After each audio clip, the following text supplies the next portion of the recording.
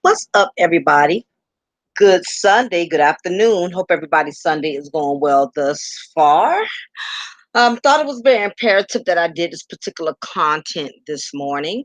And the reason why I felt it was important that I address this particular topic is because whether we want to admit it or not, I really believe the biggest demonic force that a lot of us are struggling with as Black men and as Black women. What's up, Steve Austin? Good morning to everybody who's entering. I really believe that one of the strongest demonic forces that a lot of us are encountering as Black men and Black women is the fact that we have been raised and we have grown up in dysfunctional households within the Black community. You did about China Black and her mother. That gave me a lot of answers. Oh, absolutely, League of Dads. Absolutely. And big ups, congrats on your book. Congrats on all the boss moves that you have been accomplishing, lady. So lately. So definitely I appreciate I consider that a compliment coming from you. Yeah, but in all honesty, thank you so much. But again, that's one of the strongest demonic forces that Black men and Black women are facing. A lot of us do not want to admit that we come from dysfunctional households. And the reason for that is because Black people, we have been taught to bury secrets. What's up, Miss Sassy? We've been taught to bury secrets. We've been taught to sweep things under the rug. Since I've been a little girl, I remember hearing the phrase that what goes on in this house stays in this house. Just about every woman and man in the Black community have been taught to keep secrets, no matter how dysfunctional, no matter how unhealthy. We've been taught to not address it, to not speak on it. We sweep it up under the rug and we act like it never happened. That is how the majority of us have been taught, whether you've been a Black man or a Black woman. You've been taught to keep your mouth closed. You've been taught to not expose. And therefore, if you don't expose a problem, you cannot fix the problem. And that's the problem with a lot of us in the Black community. We've been taught how to bury secrets for so long. We have not been able to heal. We have not been able to spiritually stand strong through a lot of events that have occurred in our childhood because we have been taught to be quiet. We have been taught, don't say anything about it. And I really feel like this is a major, major problem within the Black community. Now, the next issue at hand is that I've done several videos. Anybody who has been keeping up with my channel, who has been keeping up with my video content, I have done several content and several videos talking about Black women within the Black community. I have addressed baby mama drama. I have addressed the toxic baby mama syndrome. I have constantly dispersed content based on the dysfunction of Black women, and I will continue to do so. However, the problem is we want to keep highlighting the cancer within the Black community. We want to keep pointing it towards Black women and Black women only. Now, this is not to say that we're not the majority of the bulk of the issue, because we are.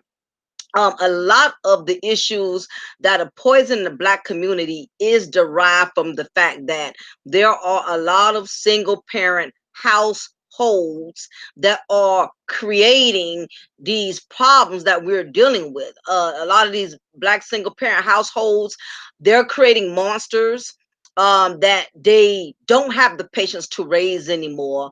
It's a lot of single Black mothers in the Black community. They have created and gave birth to monsters they no longer want to deal with. They no longer want to have to raise anymore. And what happens is when they create these monsters and these monsters become out of control, they discard them. And guess what happens? They leave their troubled, undisciplined children out there in the world. They leave them out there in society for us to have to deal with them. These are the ones that are snatching your purse.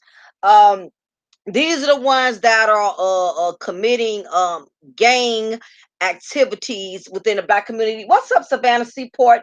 Good to see you. Dion Coverton, good afternoon.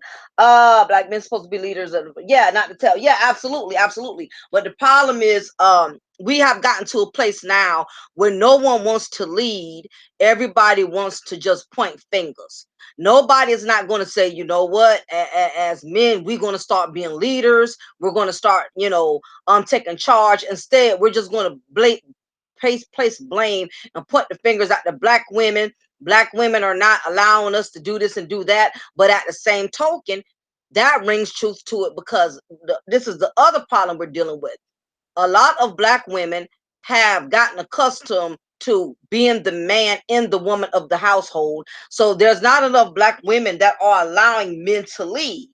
It's too many women that want to wear the pants and the draws. They want to wear both. It's too many females in the Black community. They want to wear both.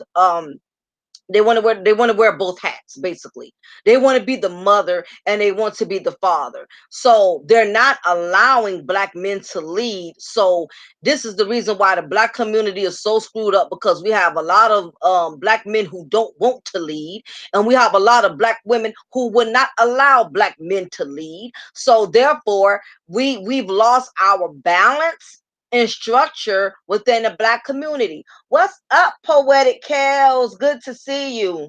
I'm gonna send you an email later, because I want to get with you and Ruby about doing a live soon, before this Google Hangout thing comes to an end. But yeah, we're too busy placing blame. The Black community, we have learned to point out everybody else's faults but our own.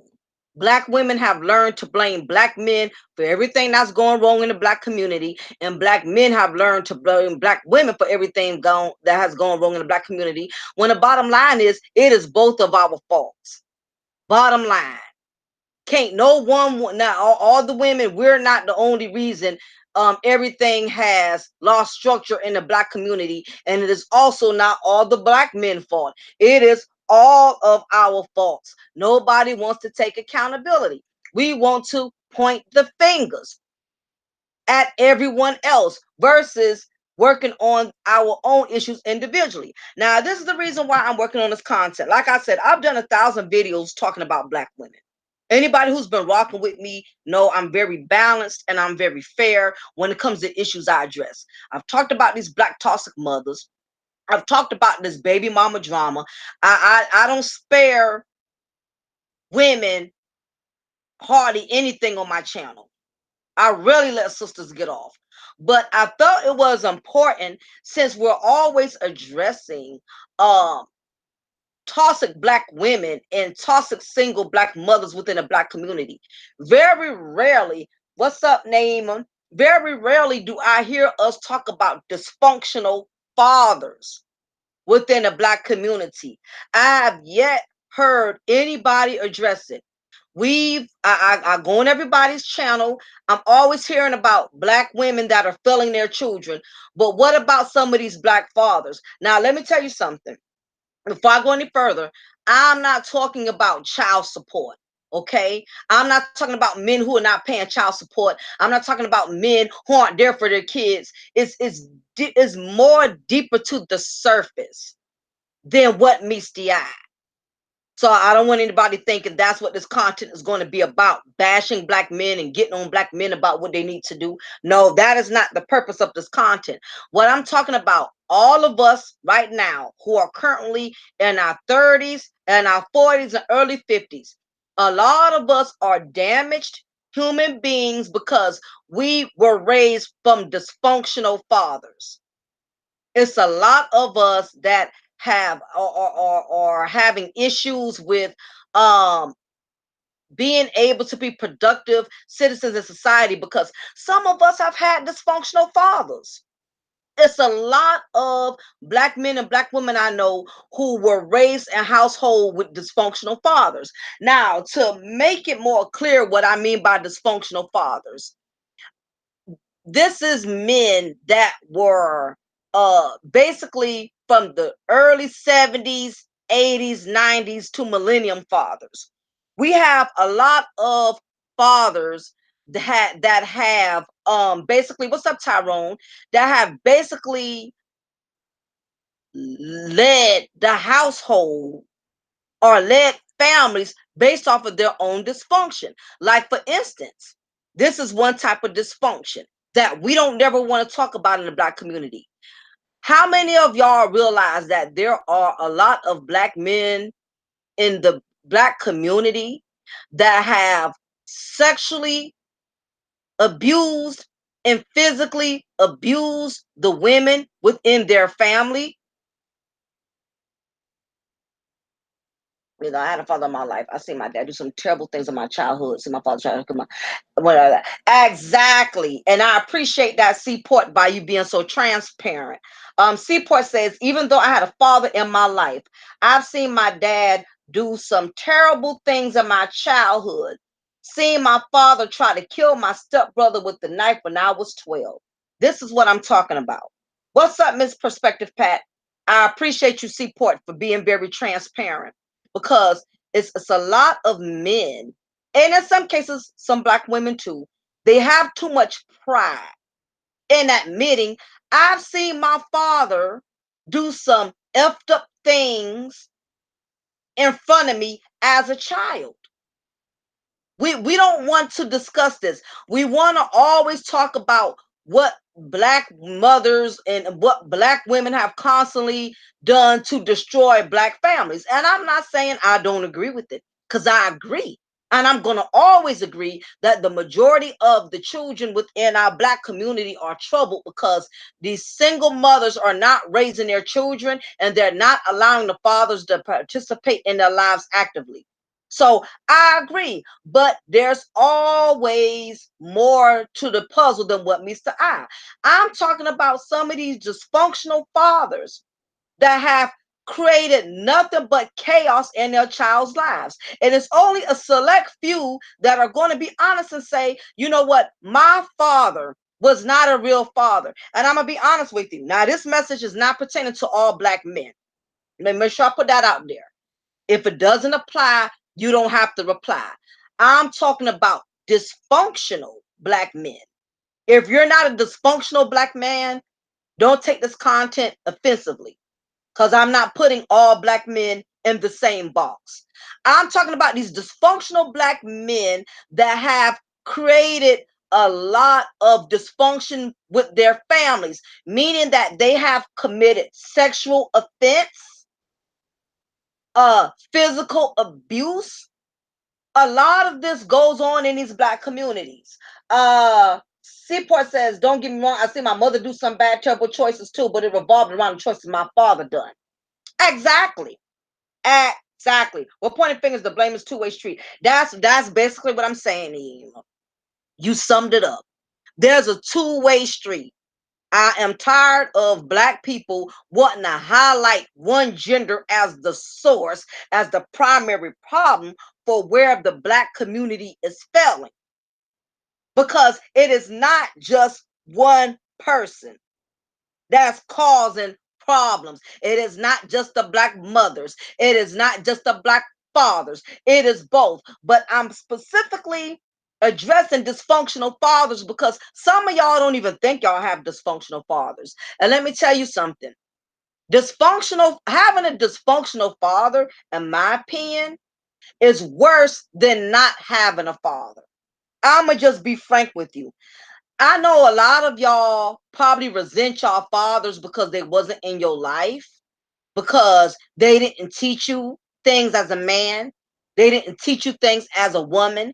And I know it's a lot of us that have resentment towards our fathers because they was not there.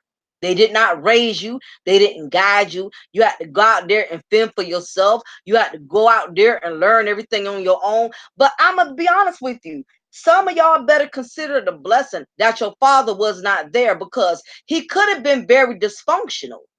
And if he was a dysfunctional man, he would have instilled in you a lot of his dysfunctional qualities and his dysfunctional ways. So be grateful. I've had a female, I think it was Father's Day. I was going to one of those stores to pick up Father's Day cards from both of my dads. Because I have both of my dads in my life. I have my stepfather and I have my biological father. I have a phenomenal relationship with both of these men. So I'm blessed to say that I was one of the few black women who was able to have the privilege of seeing what a real black man, the epitome of what a real black man is supposed to be, because I've had that in my life. So I was coming through her line and she saw that I had two Father's Day cards and stuff. Um yeah, and she saw the two cards that I had, and as she was scanning up my cards, the problem is money and cheating. No man wants a whore, no woman wants a broke man, nobody believes in love. I agree with that, Mr. Keep It Real. It's all effed up in the black community. There's no common balance. I totally agree with you. That's why I said both is at fault, and I'm glad that everybody in the chat room is understanding that it is black women and black men are the cause of why we have so many troubled youths within the black community. Okay, so as she scans my card, I noticed a look on her face. She looked a little down, and she said, "You know what? I hate when Father's Day comes around." And I asked her why, and she said, "Because I don't even know who my father is. I don't have a relationship with my father. He never was there for me. He never, reached out to me. My mother died and passed away. I don't have no parents in my life. I could tell she was very angry with the situation about her father. And that's when I had to tell her, I said, well, let me tell you something. I said, I don't want to pry. I don't want to get too personal in your business. I said, but let me tell you something. You may not realize it, but it's probably a blessing in disguise that man was not in your life. You know how many people have fathers in their lives, but their fathers were not real fathers? I know people who have had fathers, but their fathers molested them, their fathers sexually abused them, their fathers you physically beat up on their mothers. Don't be upset that your father didn't have a purpose in your life, because he probably would have brought you more harm than good had he been a part of your life.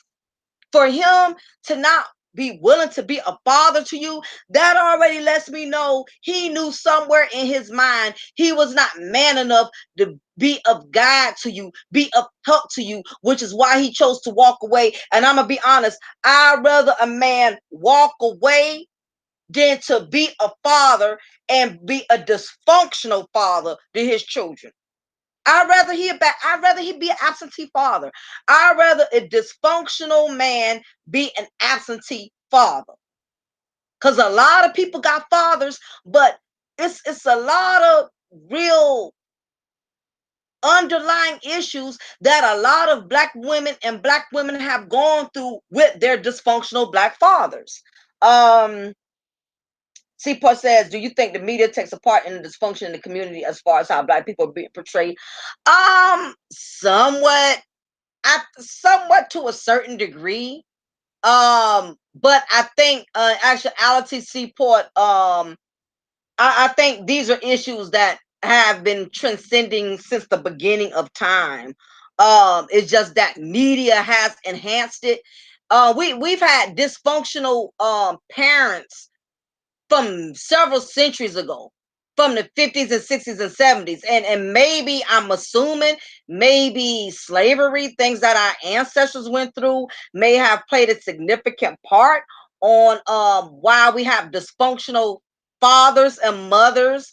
I think it's different factors, but not so much just in particular with the media.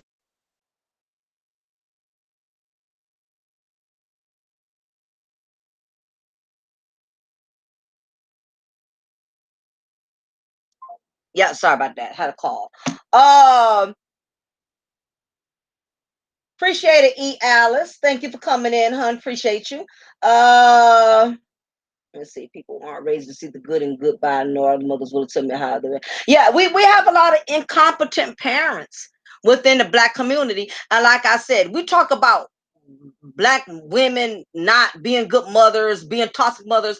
We hear that all the time, but I've spoken on this several times, and I will continue to speak on it.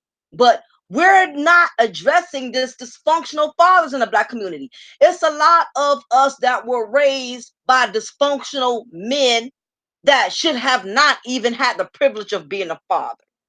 What's up, the Punisher? Good to see you. There has been a lot of dysfunctional fathers, as I stated before, that have sexually abused their daughters. Why we don't talk about this in the black community? Why are we not addressing black men who take their own daughters to bed and the mothers know about it and won't do anything to protect the child because she's afraid of him? She fears him, and some women lack a mental capacity to be able to challenge men that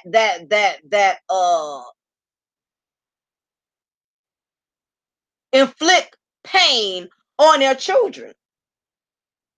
And the thing about some of these dysfunctional fathers, they have the characteristics of being a narcissistic, meaning they know how to weed out the weak. You have dysfunctional men who intentionally target and want to marry dysfunctional women. They want to marry women who they know lack knowledge, lack wisdom, and lack common sense or understanding. A dysfunctional man, not most likely, he's not going to draw himself to a woman that's very functional and is very knowledgeable and has wisdom because he knows he cannot manipulate her, he cannot get over on her. So 9 times out of 10, a dysfunctional man is very insecure. He's not about to even connect with a woman that knows more than he knows anyway, because he knows he's not going to be able to control her or to regulate her. So when you have to look at the whole piece of the puzzle. We talk about how black women are screwed up and black women got issues they got to work on. And I agree. A lot of us are screwed up. A lot of us are mentally damaged, and we are a big core of the issues that are going on within the black community. But let me tell y'all something. Do y'all know who impregnates these type of females?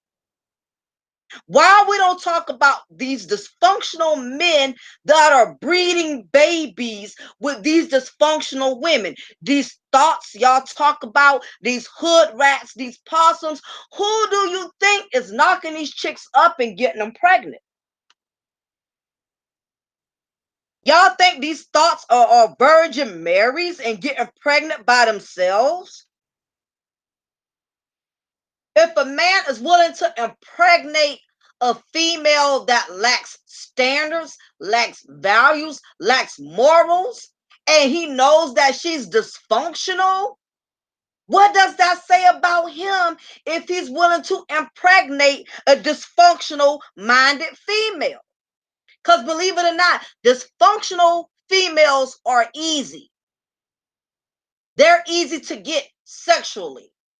Any man can get a dysfunctionally minded woman because she's easy. She's incompetent.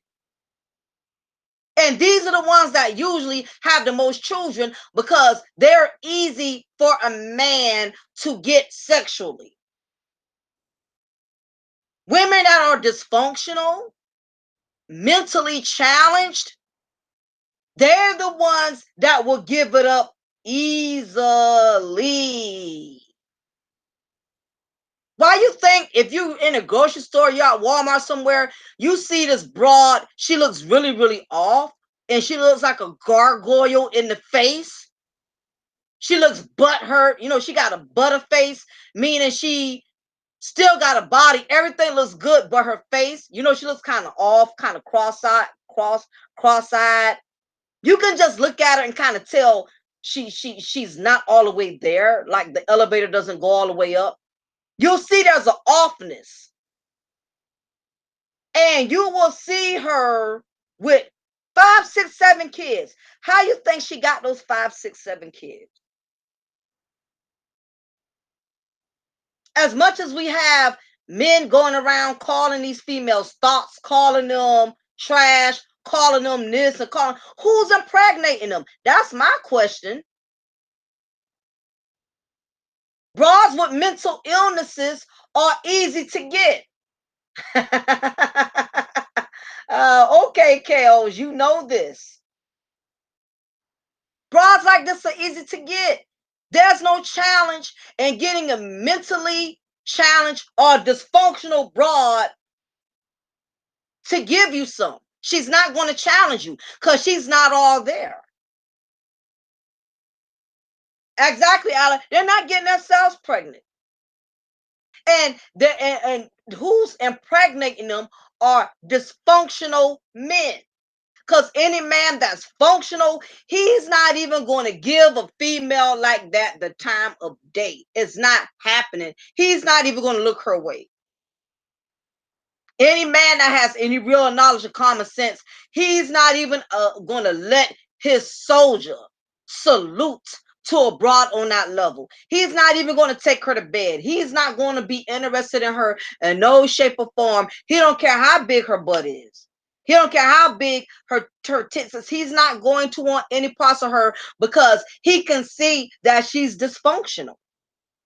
And exactly, and the cycle continues. You have dysfunctional females getting impregnated by dysfunctional men.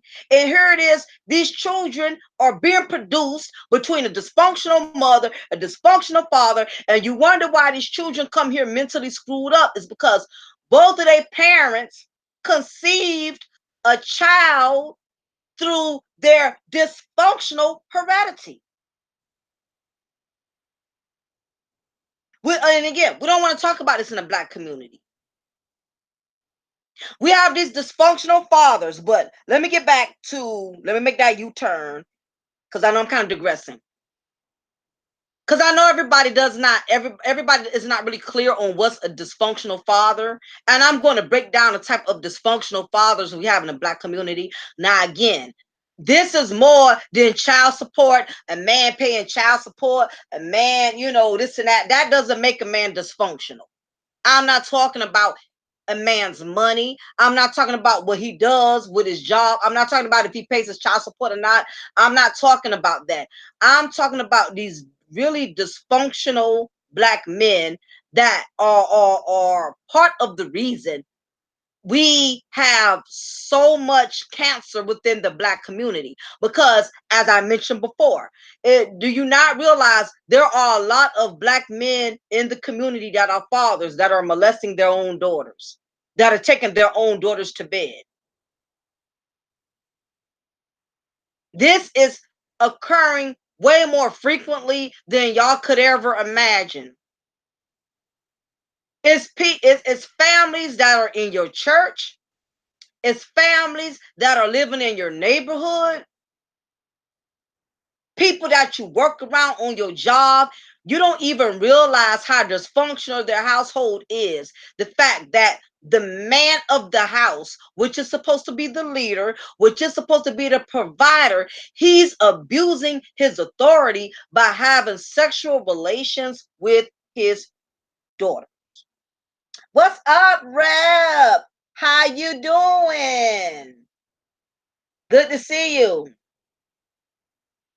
Miss Pat says it's a woman right now on YouTube who has 4 children. 3 out of 4 have been molested, and none of her followers seem to think anything is wrong with her. The new husband was accused by her eldest to setting her up to be molested by his nephew. Wow. I'm not surprised. We have a lot of incompetent parents within the Black community.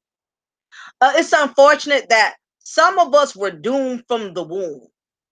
Some of us was doomed before we was even produced, before we was even created as an embryo in our mother's womb, because there was 2 dysfunctional individuals, your mother and your father. They were both dysfunctional, and they created you within the dysfunction.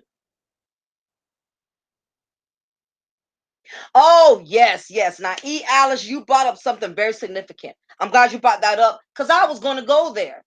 This is a prime example. This is a prime example of dysfunctional fathers. Alice just said it. Thanks, babe, for that. She said, won't keep a job, but be at every football game supporting and being fatherly. Girl, yes. Tell the truth, shame the devil. That's exactly what the hell I'm talking about when I talk about dysfunctional fathers. Thank you. Somebody gets it. These men who want these titles to be fathers, but they won't even keep jobs. I promise you. I see this all the time in the Black community. Y'all would be surprised how these men be in a grocery store picking out groceries or putting groceries in the cart, and he don't even have a job. The woman is the one who has the job. He's not even working. He's putting groceries in the cart like he's bringing home the bacon. He ain't bringing home the bacon. He's eating the bacon. She bringing home the bacon and she's frying the bacon, and all he's doing is eating the bacon. That's what I'm saying. This is what I mean by dysfunctional fathers. Will be sitting up here acting like they're somebody daddy, and they are not fathers. And again, I ain't talking about no child support. I know men who send big money, but they still ain't real fathers. So we're not talking about money here. But when I talk about money, I do mean like provide, because as a man, you should want to provide for your family. You should feel less of a man as a grown man if you can walk past other men who you see got jobs. You see men with construction uniforms on. You see men that are working for sanitation department. You see men that are dressed as attorneys. You see men who own their own business. You see all of these as a grown man. You see all of these other men around you that are being real men, and you don't feel some type of way. You can walk past all of these real men with real jobs and go home and lay down on the sofa while your old lady works all day. But because you have a bunch of children and you make an egg sandwich here and there and keep the kids while your girlfriend or your wife is working, you feel like you're being a man. I know some men right now who are in their 60s and 70s and don't have a pot to piss in or one to throw out of because they were not real fathers. They never worked. So their sons, their daughters never saw the real epitome or had a real example of what a father is supposed to be. And you wonder why their daughters go out here and pick up these builder bums, because look, her father never worked. And her mother sat right there and let her father not work, not provide. And they normalize that in front of their daughter. Why you think some of these women are going out here picking up builder bums and scrubs and all of that? Have y'all not think to realize that maybe the man she had in her life was a builder bum, her own father, and maybe she saw her father laying around and not cutting the grass? Well, he'll do little jobs here and there. He'll cut the grass, or he may work little penny and dime jobs 1 to 2 days out the week, get just enough money to buy himself some bin cigarettes. Do y'all not realize that some of the black women in the black community and some of the black men in the black community are totally dysfunctional because of the man who raised them was not functional himself? Do we not think about stuff like that?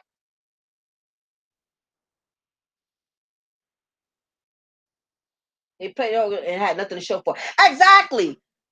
Just because you have a father, that don't mean he was a good one. I know plenty of grown men and grown women that are in their 40s and 50s, and their fathers have been the worst thing that could have possibly happened to them. Their fathers, like I said, basically caused a lot of damage to the family, like I mentioned before, and I keep falling off from that. But like molestation, it's a lot of men out there that have molested their daughters, and because they are in the family, and if you don't really know the inner details of that family unit, you would really think that he's a prime ideal father when really he's a dictator. You have a lot of men who, let me say something, you have some men, not all men, if it doesn't apply you don't have to reply, these dysfunctional type of dudes, they have children not because they enjoy the privilege of being a father. You have some men, they have children because they love being a dad. You have some men that find being a father is an honorable thing. You have some men who embrace it. They love being a father. They love providing for their children. You have some men who love being a father.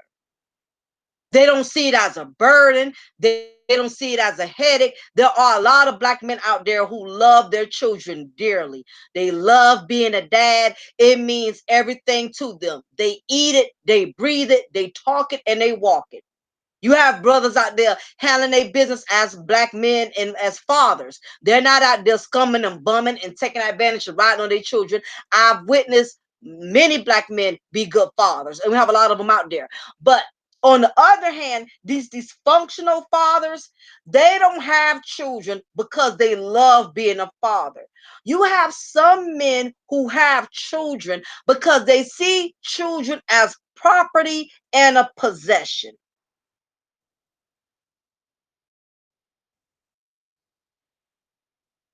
Some men do not see their children as their pride and joy, but they see them as little robots who they can control, program, and conform to be the way that they want them to be.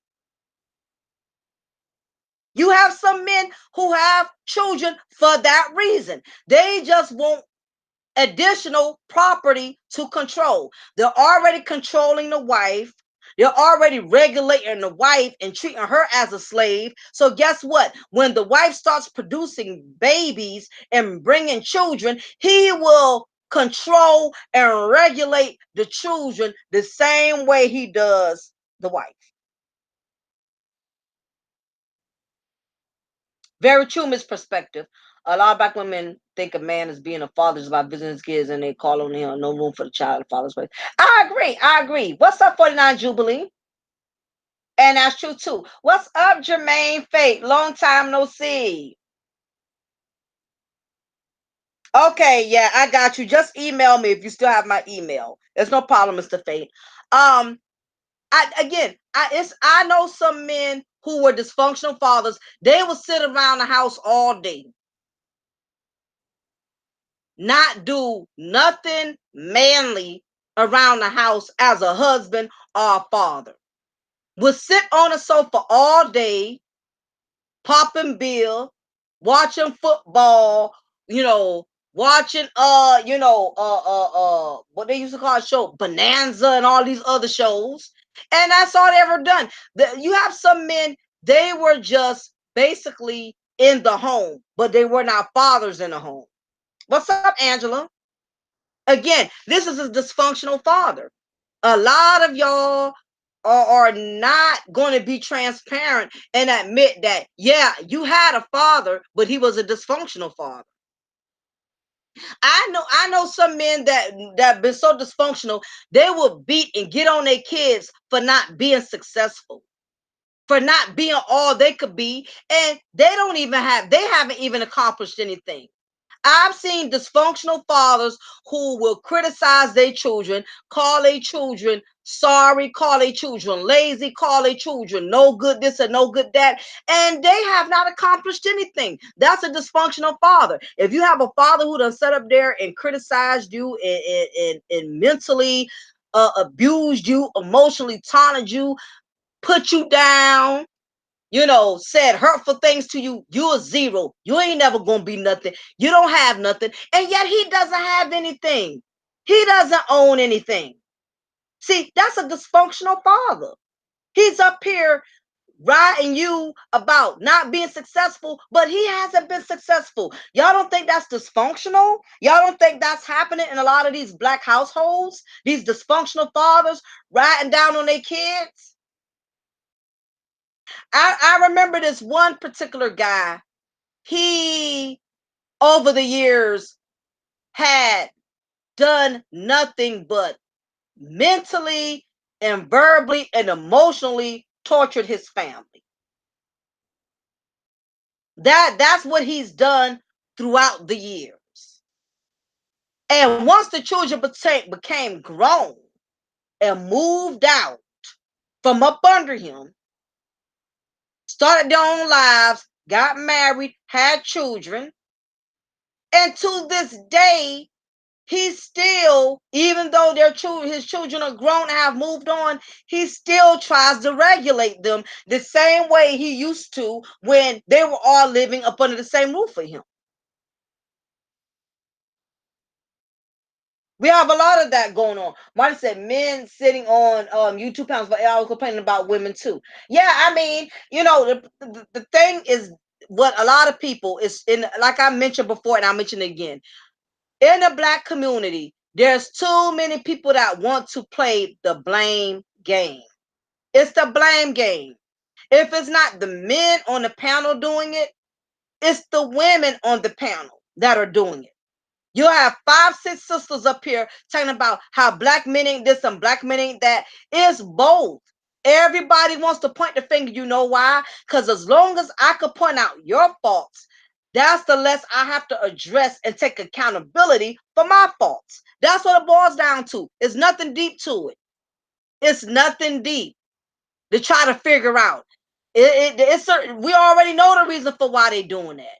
And a lot of it has to do with, it's all about entertainment. It's not about giving solutions. It's about providing entertainment.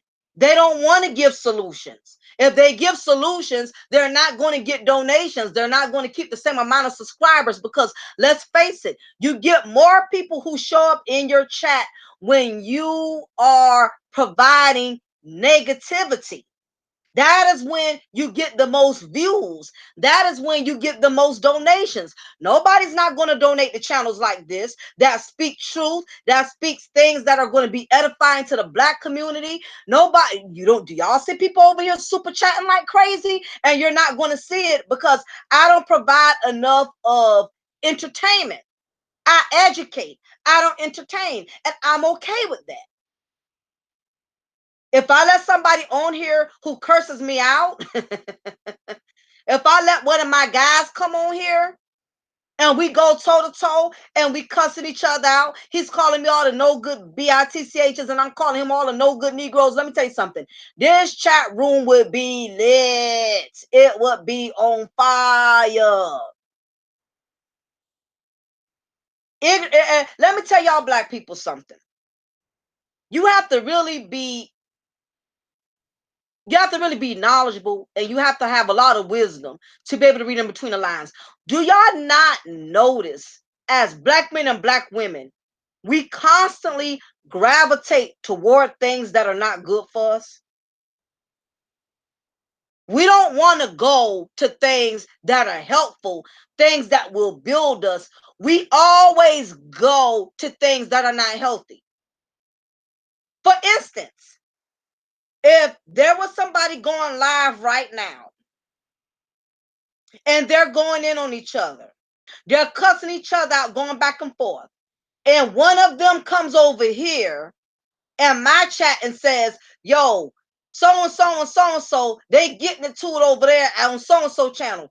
Half of y'all would leave here to go over there because, again, the black community, we gravitate towards things that are not effective for us because we don't want to be educated. We want to be entertained.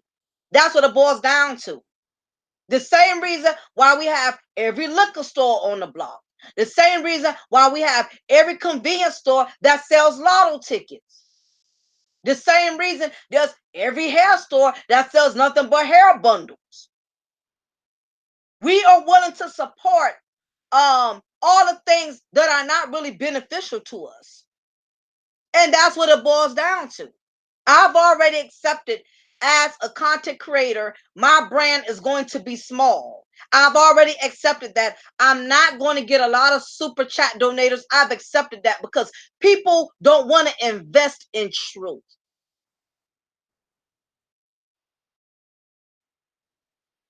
Let that marinate for a minute. Who is going to invest in truth? Nobody wants to invest in something that's going to call you out on your bull. That's why you have some pastors with these congregations. A lot of them, they church will continue to keep flourishing as long as they're not telling the truth, as long as they're not speaking out about homosexual relationships, as long as they're not speaking out about people that are getting pregnant and fornicating, as long as they don't address those issues, they will continue to have a church full of church members. Now, once he starts calling people out on the Bible and the Word and addressing things that are out of the will of God, people are going to be leaving that church like leaving a black barbecue that ran out of ribs. They are going to leave. That's what it boils down to. People are not going to invest in truth. We want to invest in entertainment. That's what it boils down to. So as a content creator in these YouTube streets, a lot of us have to be very strong in our delivery and in our truth, because those of us who are truthful, we're the ones that are going to get the least amount of recognition. And it's very important that we don't allow seeing other channels flourish off of garbage and drama and chaos. We don't allow our we don't become discouraged. That's the word, because we're not getting the same amount of recognition and attention compared to other content creators. But this I do know. This is the other catch 22. What a lot of these big content creators, this is the catch that a lot of them are finding out slowly but surely. I don't mind having a small channel, because when you are small, that is the less targets you have on your back. The bigger your channel becomes, the bigger your brand expands, the more enemies you create. But a lot of them don't see that because they're too busy looking at the people who are supporting them. They're too busy looking at the super chats. They're too busy looking at the numbers increase in subscribers. But for what a lot of them are not understanding, just like you're increasing in subscribers, you're also increasing in a lot of enemies that are against what you're promoting, because everybody is not going to be for what you are for. And that is the other reality. See, as long as you're small, you have less enemies. The bigger you get, here comes the enemies. Enemies start pouring in like the gates of hell. And this is what happens as your channel becomes big and you get all of these supporters and you get all of these super chats. You become so big, you don't know who is sabotaging you at the same time because uh again, you're too busy focusing on the subscribers and you're too busy focusing on how big your channel has grown and expanded, but you're not realizing that's more people you have to keep your eyes on. So when somebody targets you or gets your channel flagged down or shut down, you're not really going to be able to pinpoint it because you create just as many enemies as you do subscribers. Let me tell you something. For every 100 subscribers you have gained, that's 50 anti-subscribers that can't stand what you do and can't stand what you represent, and they're going to be the ones that's going to come together and make you lose your whole empire. But you're not going to see that because you're too busy focusing on the donations, the super chats, and all the love, all the recognition you're getting. So you're going to be lost in the sauce when things happen. You're not going to be able to pinpoint who it done came from because that's what happens. A lot of people that, oh, well, this person caused my channel to get flagged. And this person, no, no, no, no. It's the people who you don't even know, who don't like you, that's causing your channel to get flagged. It ain't always the people who you know have it out for you. But see, when you become big and successful, you lose, you're not able to focus on where your enemies are coming from. And that's how it goes. It's kind of like being a corrupt chief in a police department. You know, when somebody calls you out on all your corruption because because that particular police department is so big, you're not going to be able to pinpoint who is the one behind it. You could kind of guess, you kind of assume, and what I'm starting to feel like, and in some of these panels, sometimes it's the ones that you think are really, really cool that are the ones burning you. If they're not burning you, they are sending the message to people who they know don't like you. They're sending them to do the dirty work. That's what's going on. You know, it's always a narc. And that's why you won't really catch me being too part of it. I don't want to be a part of anybody's movement on YouTube because I have seen too many people turn on each other in these YouTube streets. And it's getting worse and worse and worse. People channels that I used to follow, people that was doing really well, that had panels together, making good super chat. I mean, the brand was flourishing. The channel was doing wonderful. And all it takes is one person to fall out with somebody in that whole empire, and it brings the empire down. It crumbles. When you roll solo, you don't have all of those problems. You ain't got to watch your back. You ain't got to worry about who said what, who's trying to underhand me. You don't have to deal with none of that. But anyway, that's another subject for another day because I know I'm digressing. But Lizzie says, I think the Black community underestimate what it means to have a healthy team around to grow and heal. We are to do it alone. Slow growth, more confusion. Absolutely. When it comes to these dysfunctional fathers, because I know I've been digressing. Some of y'all, a lot of us as Black men and Black women, we do not have good relationship with our fathers for many reasons. Either you never knew him, you never had a connection with him, and that could be for several reasons. You probably you probably do not have a connection with your father because your mother was probably one of those women that was really out there, very promiscuous. So she really can't tell you who your father is. Or she may know who the father is, but because she has mistreated him or given him so much grief, giving him so much hell, he don't want to deal with you as his child because he has to go through the mother. And it's a lot of women, they don't understand why why the children of their father wants nothing to do with their children. I hear women say that all the time. He doesn't do nothing for my child. He doesn't connect with my child. He don't reach out to my child. That is my problem. Whenever I hear a black woman say my child, that basically means you act like you are the only one who has a significance in his child's life. You want to take ownership of that child. And whenever you deal with females like this who thinks that they are the ones that hold the most authority over the child, that's enough to make any man not even want to deal with the situation. Because exactly Miss Perspective, it's supposed to be our child. And I hear that all the time. And black women give themselves away every time when they say that, my child. Oh, it's my child. So it's your child when you want me to do what you want me to do, but it's only our child when times get bad or when this little joker get out of control or start charging up on you. Now you want me to have a role in our child's life. So that's something we have to consider. We have to think about. So these couple of factors could be the reason why you don't have a relationship with your father.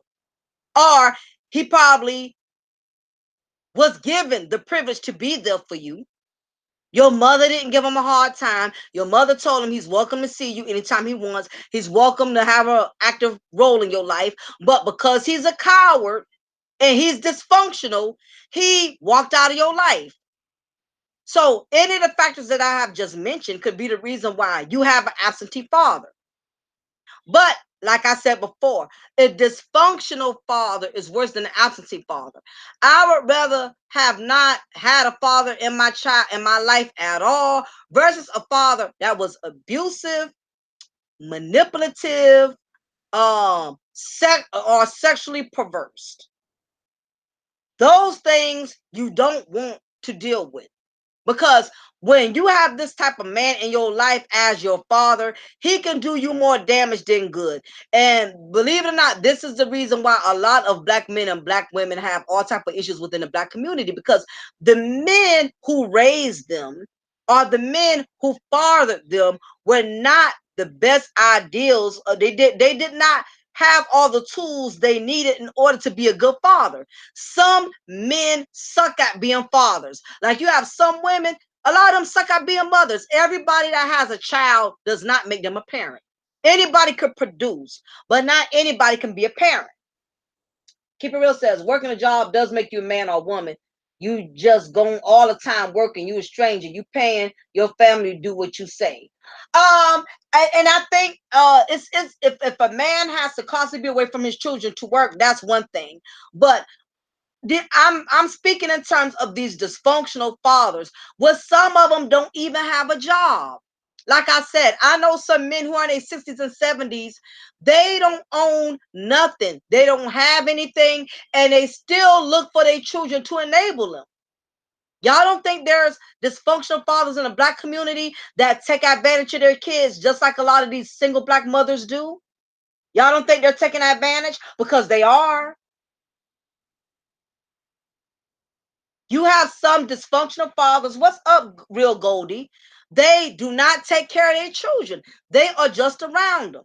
A lot of us have grown up in households where our fathers was there, but we never talked to our fathers. We never had a communication with our fathers. Soon as your father came home from work, his routine was the same. He come in from work, um, read the paper, flop on the couch for what?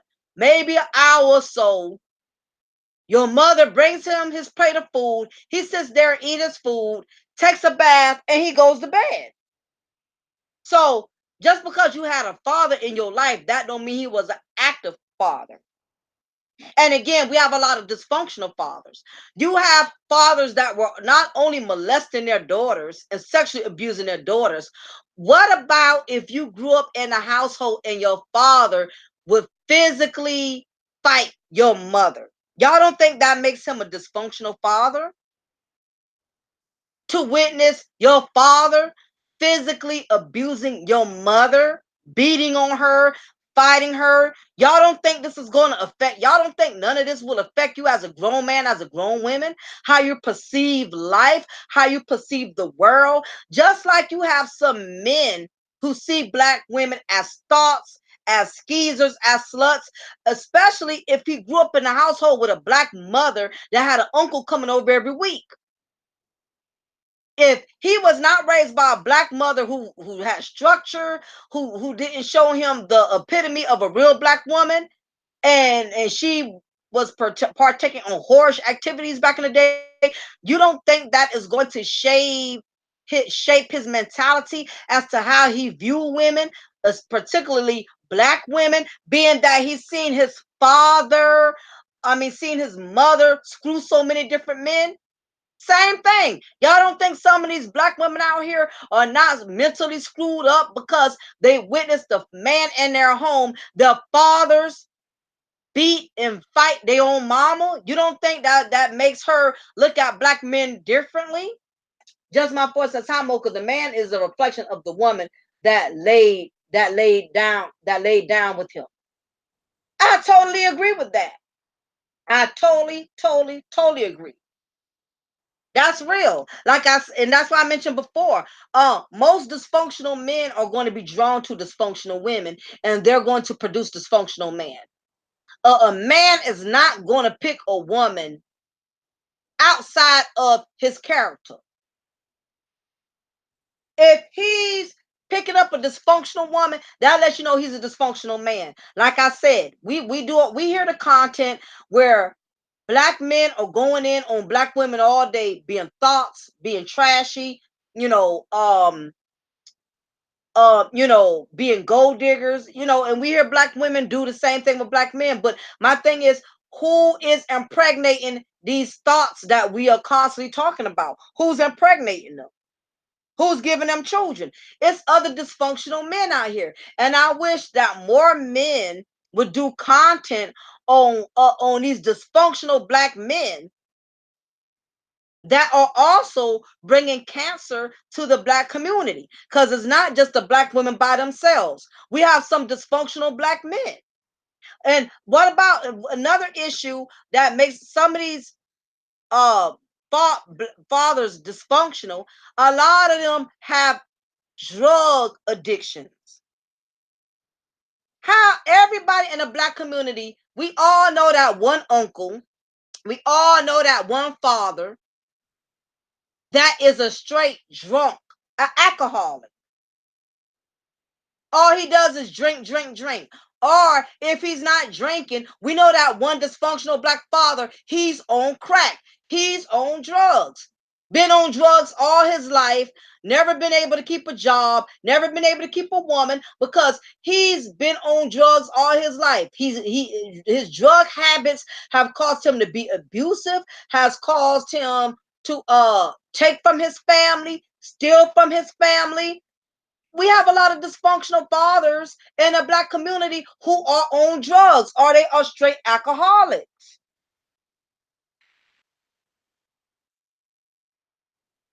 A lot of that is going on in the black community. You don't believe it? Take a ride through your local hood. Whenever you got some free time on your hands, what's up, Raina woman? Whenever you have some real time on your hands, ride through your local hood. Ride through there, and you will see a group of men in a 70s, maybe they late 60s or the early 70s, all piled up in the same corner from the 70s. They still drinking and doing crack on them same corners.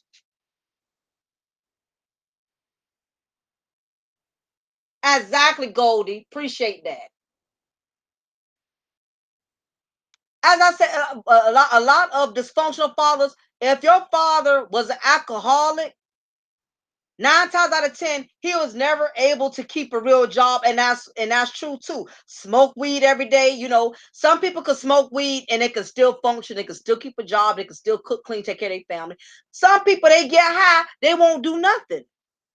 A lot of us, if you have had a father that was been an alcoholic, or has been on crack, and drugs are part of his lifestyle, there's no way in the world he was a real father to you. He couldn't be. Once you get on drugs, drugs take over your life. Drugs take over your mind. What's up, Tony Smith? Good to see you. A lot of y'all don't admit you do have a dysfunctional father if your father has been on drugs all his life. Did crack all his life. Some of y'all fathers did crack in their 20s, in their 30s, and their 40s, and their 50s, and it is in their 60s, and they're still doing crack, still hanging out in near the street corners in the hood. Don't have a job, didn't keep a job where they was able to retire from a business or a company where they could take care of their wives, spend time with their grandchildren. So some of these dysfunctional fathers, they did not make good choices during their youth.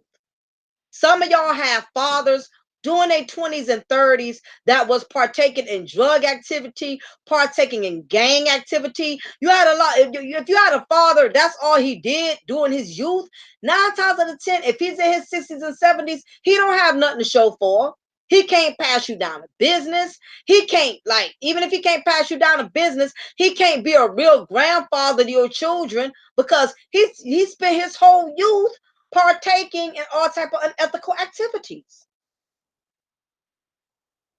A lot of us as black men and black women, we don't have good black fathers.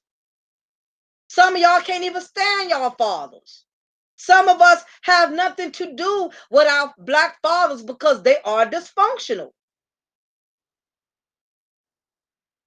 You see him on drugs, you witnessed him beating up on your mama, you witnessed him beating up on you, beating up on your siblings. You don't think that's not going to affect you as a grown man or a grown woman? And if you don't think that's not going to affect you, you are sadly mistaken. And in some cases, when you have a dysfunctional black father, it's going to do one of two things. It's either going to make you a better man or a better woman, or a bitter man or a bitter woman. You're going to become one or the other. Either you're going to break the generational curse because you remembered what you went through as a child, witnessing your father being dysfunctional, and that may motivate you to be a real father. That may motivate you to really love your children, be there for your children, because you're going to remember events that you experienced in your childhood. That's what's going to motivate you to say, nah, I would never want my daughter or my son going through what my father took me through. So either you're going to break the curse or you're going to repeat that generational curse. You're going to do one or the other. Either you're going to do the same thing. You know why? Because that dysfunctionality from your father, you have learned to normalize that. Because if it was not normal to you, you would not be repeating it. A lot of y'all are repeating the same dysfunction that was instilled in you as a child because you have learned how to normalize it. So guess what? The generational curse repeats itself. You're beating up on your wife. You're beating up on your son, beating up on your daughter. You're molesting your daughter. You're just reproducing that same negative seed that was produced in you as a child. Just my source for a sense says true, Mocha. But the most important decision a woman can make is who will be the father for children. And I absolutely agree with that. 1,000,000,000,099.99999. I agree with that, just my 4 cents. And anybody who's been following me, I have told women this time after time after time after time. I can't repeat it no more than what I have. As women, we choose who the father of our children are going to be. I've stressed this several times, and yet a lot of these women are still not understanding. You conceive a child from a damaged man. Do you not realize that's going to set the tone for your future? And the same thing with you men. Be careful who you make your baby mama. That's what, let me tell y'all something. That's the reason the majority of us are so damn miserable in the black community. A lot of y'all did not choose wisely who to produce a child with. That has the majority of y'all miserable right now. What's up, Metamorphics 2025? How you doing? It's all good. I'm glad you made it in. I'm telling you, that is the reason. Y'all don't want to believe it. The reason why the black community, the reason why a lot of us are hateful as black men and black women, a lot of us are angry because we did not choose to have our children from the right people. This is the reason why you have a lot of black women that are resentful against black men, because her one or two sorry baby daddies, she's going around hating all black men because of the men she chose. And you have some black men, they want to hate all black women because they gave the wrong toxic black female a child that made their life miserable. And now they want to penalize all black women for it. Not want to bring one book to know women have more power. Absolutely. No, absolutely. Just my 4 cents. I will always say it, and I'ma say it again. And I don't care who gets offended by it. At the end of the day, the woman will always be more accountable for who she chooses as the father for her child. I'ma say it again until it sticks like glue. The woman is the one that will be held the most accountable for who she chooses as a father for her child, because we have the power of our vaginas.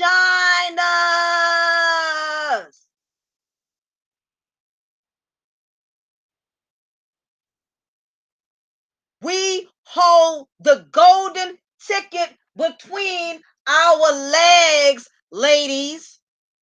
What you have between your legs is not just built for orgasms. What you have between your legs is the power and the gift of life, meaning you choose who enters your kingdom and inserts that treasure in your possession.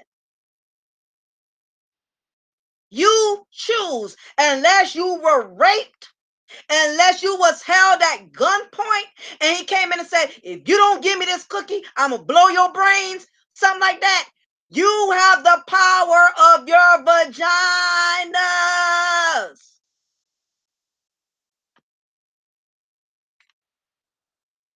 I done spoke on this 1,000 times. I brought this up a couple of weeks ago when I said, and I hate this. I hate when a woman says, he got me pregnant. If you want to piss me off, you want me to kick you out my chat room, please don't tell me as a woman, he got you pregnant. I will kick you out my chat and you will never be welcome back into this channel if you tell me something stupid like that. I don't want to ever hear that come out of any woman's mouth. He got me pregnant. I will lose all respect for you. It's as simple as that. What's up, Cool Jen? Good to see you. Women, we have the power with our cookies. And we going around here passing out cookies like we Girl Scouts. And I get what y'all, I get what Rep and I get what Just My 4 cents. I get where both of y'all are coming from. I agree. If she lacks structure, morals, and values, I agree. But I always will say we have the power with our vaginas. You get to choose who you let up in there. Hello.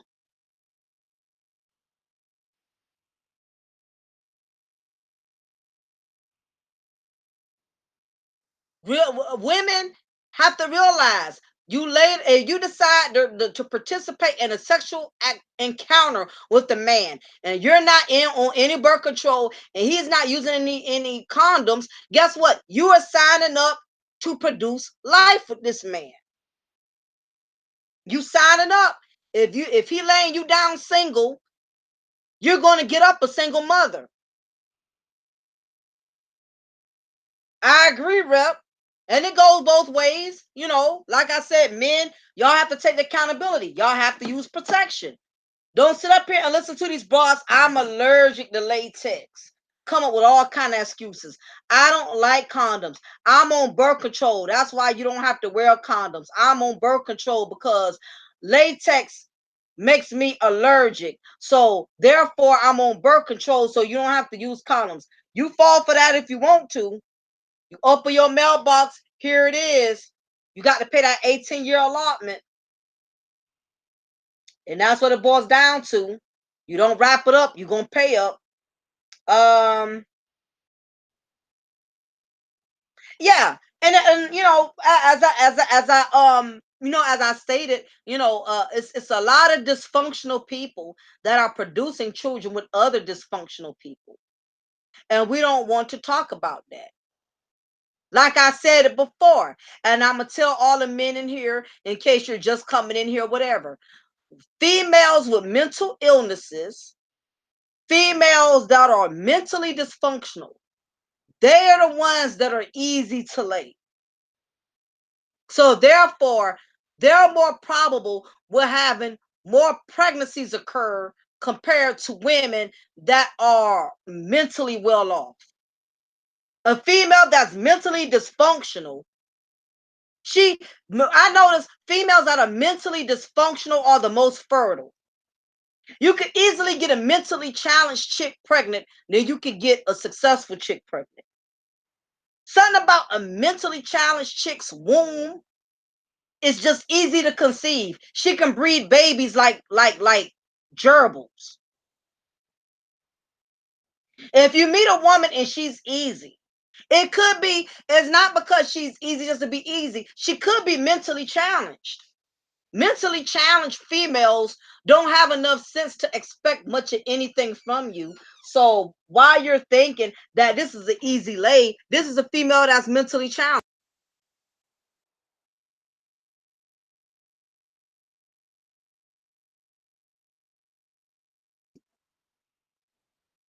What's up, Nolan? It's good to see you.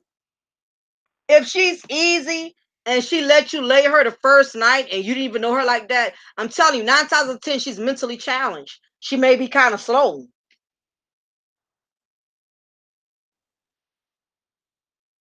And I know you're not going to think that because you can't go by how a female looks. How a female physically looks is not going to always be in alignment with her mental capacity. Rep says, when meet a woman I establish off the top, I'm not looking lay down with you. Exactly. And that is your best bet. But what happens is you have some of these dysfunctional dudes out here. They just want to get laid and they don't care from who. They just want to get off. And like I tell anybody, anything that's cheap would end up being more expensive in the end. It may be cheap and easy right now, but if you miss and knock up this mentally challenged minded female, it's going to cost you for 18 years. Lizzie says they don't open themselves up to new experiences. You don't get rich hanging with poor people. So the saying goes, low self-esteem is everywhere. I agree with that. I agree with that. I didn't come father. I was 34 years old. Thank God. By the time I had my, yeah,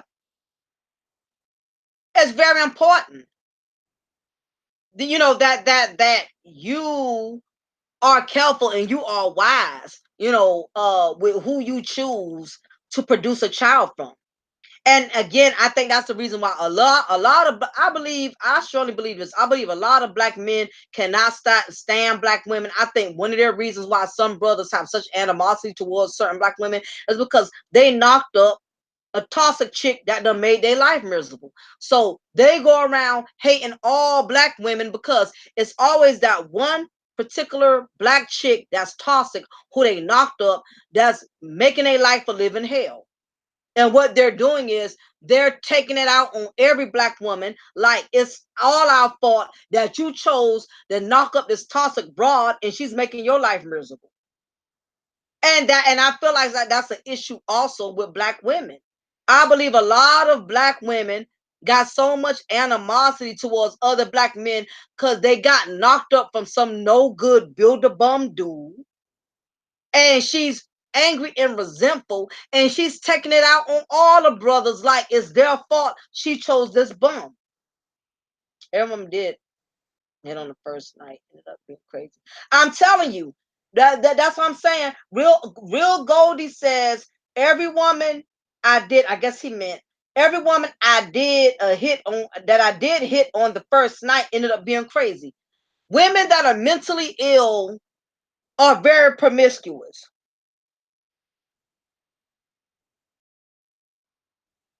So I will advise all of you men, you go to the club one night, you sit into the bar, you sipping you a few Hennessy's, you chilling, you see this female with this banging body,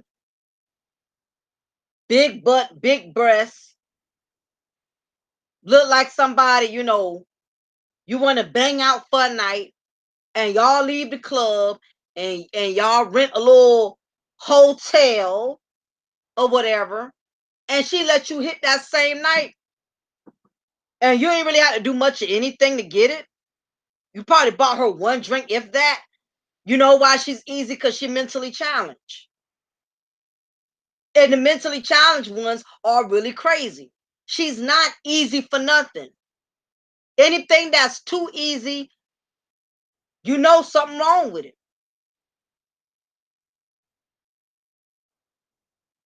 Exactly. That's why I'm super particular about dating. And I hear you, Raining Woman, but you noticing what I'm noticing, Raining Woman?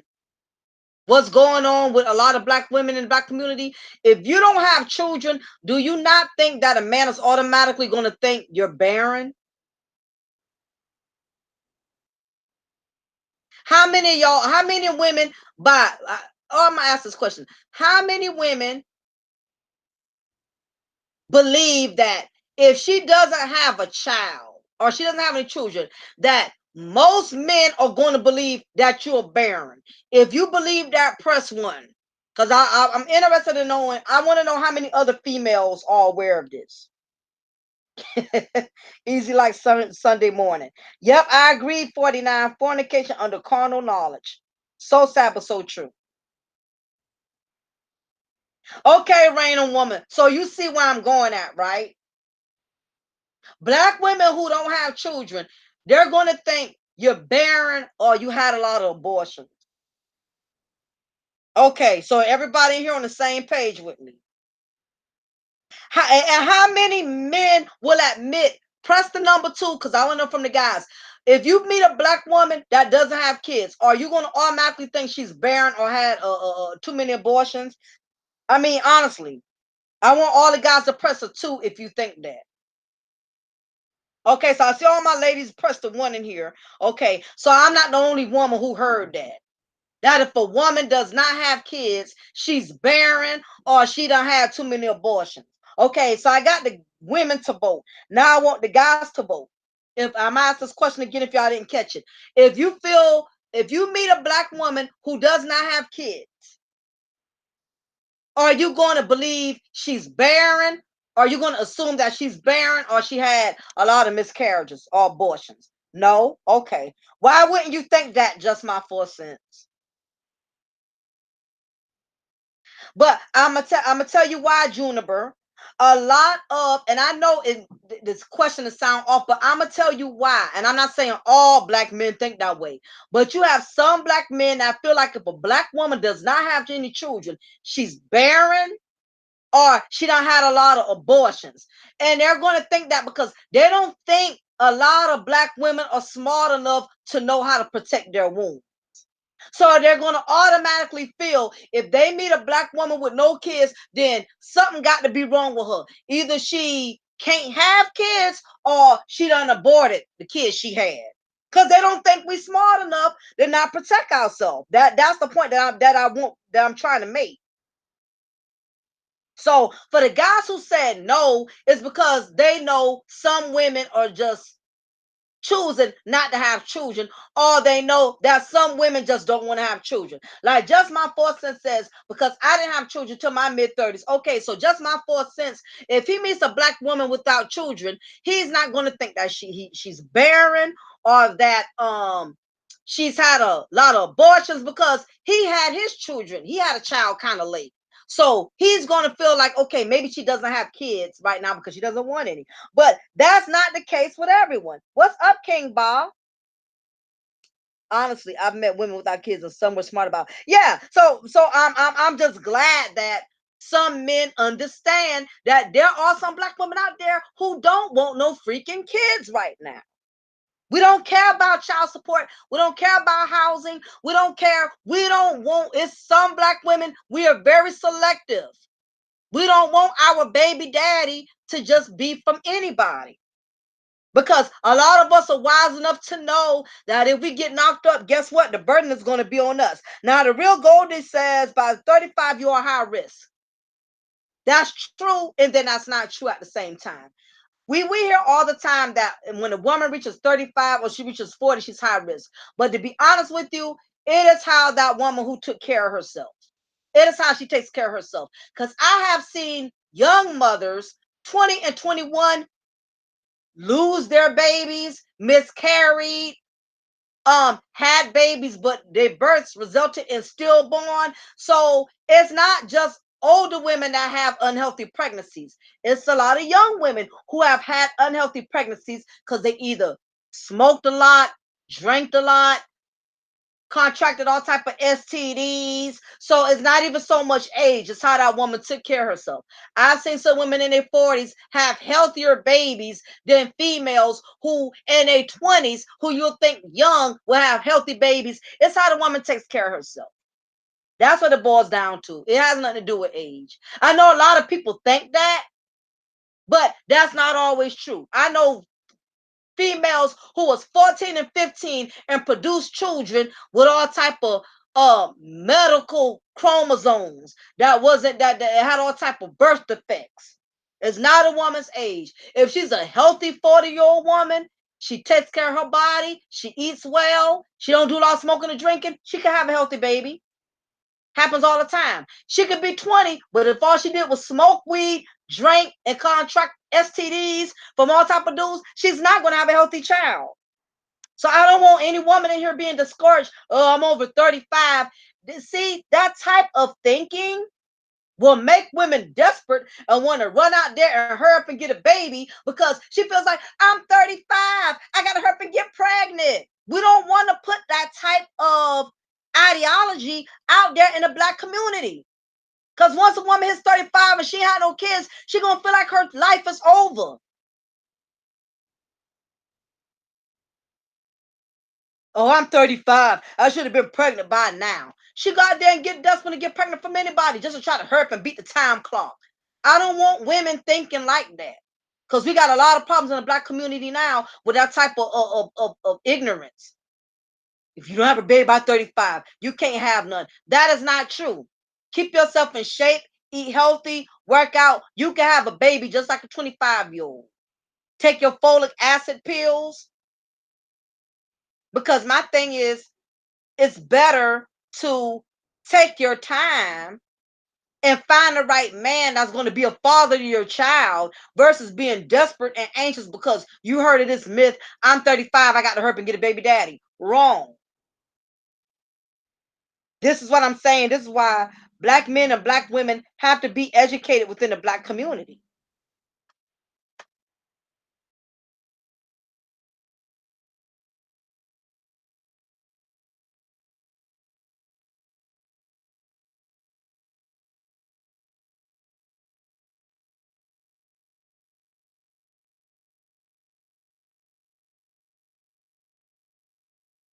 When you lack the knowledge and you lack the education, you will be up here making poor decisions based on what you heard, not not based on what you know. I can't find men who want to marry. It's not all about her career. Men don't want women for so many reasons. Now it's not cool to be a black woman. The men think they are Peter Pan at 40 years old. I mean, yeah, I mean, and it's on both ends. I'm hearing black men saying there's not good black women, and I'm hearing black women saying there's not good black men. We have a lot of that going on, and a lot of the reason why a lot of us as black men and black women, we don't have faith in each other. We don't feel like the opposite sex we could potentially find somebody as a mate, is because y'all are getting your information from the wrong people. Y'all are listening to the wrong people. It's people out here that are coaching that shouldn't be coaching. Everybody does not know what it takes to meet a good mate or to meet somebody that's worth of substance.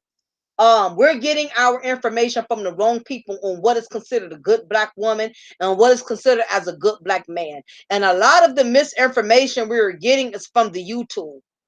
Y'all are listening to these brothers and you listening to some of these black women that are sitting up here telling you what is a good black man and what is a good black woman. First of all, you don't let people define for you what is a good black woman or what is a good black man. You don't let other people define that for you, because what I might consider as a good black man for me may not be a good black man for you, and vice versa.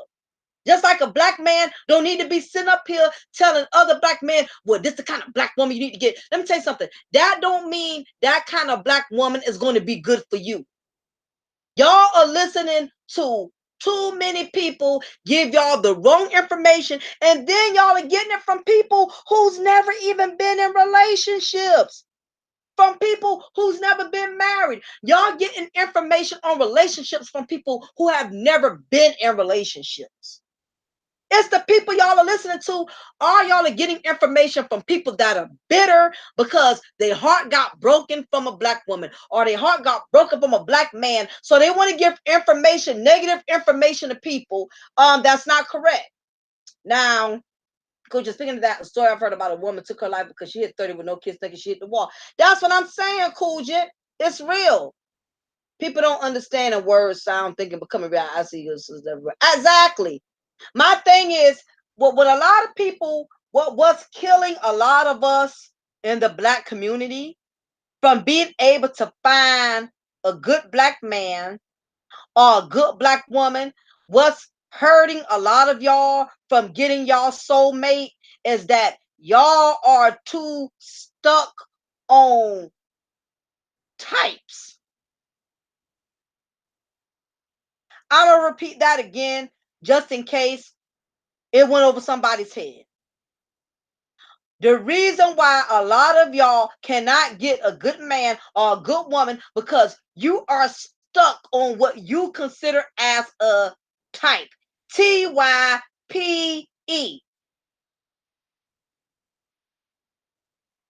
King Bod just said, also too many bitter ones giving advice.